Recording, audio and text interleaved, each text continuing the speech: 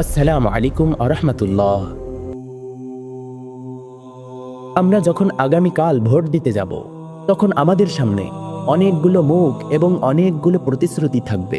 কিন্তু একজন মুমিন হিসেবে আমাদের মানদণ্ড কি হওয়া উচিত? রাসূলুল্লাহ সাল্লাল্লাহু আলাইহি ওয়াসাল্লাম কি আমাদের শিখিয়ে যাননি একজন আদর্শ নেতার বৈশিষ্ট্য কেমন হওয়া উচিত? আজকের ভিডিওতে আমরা সহিহ হাদিসের আলোকে এমন 5টি গুণ নিয়ে আলোচনা করব, যা দেখে আপনি আপনার প্রতিনিধি বেছে নিতে পারবেন। 5টি সুন্নাহ মানদণ্ড। 1, পদের জন্য লালায়িত না হওয়া।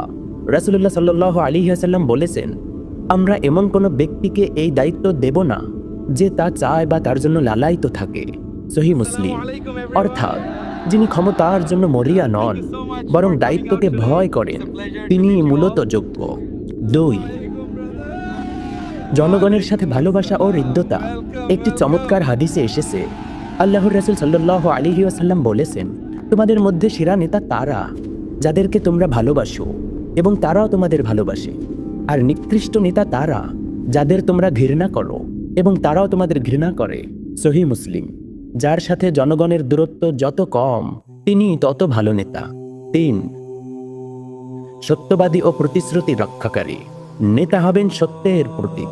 তিনি এমন কোনো ওয়াদা করবেন না যা পূরণ করা অসম্ভব, কারণ আমানতদারিতা এবং সত্যবাদিতা ঈমানের অবিচ্ছেদ্য অংশ। 4, নম্রতা ও ধৈর্য। নেতাকে হতে হবে দয়ালু। আল্লাহ তাআলা নবীজি সাল্লাল্লাহু আলাইহি ওয়াসাল্লামকে উদ্দেশ্য করে বলেছেন, আল্লাহর রহমতেই আপনি তাদের প্রতি কোমল হৃদয়ে হয়েছিলেন। যদি আপনি কর্কশভাষী ও কঠোর চিত্ত হতেন, তবে তারা আপনার চারপাশ থেকে সরে যেত। সূরা আল ইমরান আয়াত নাম্বার 159।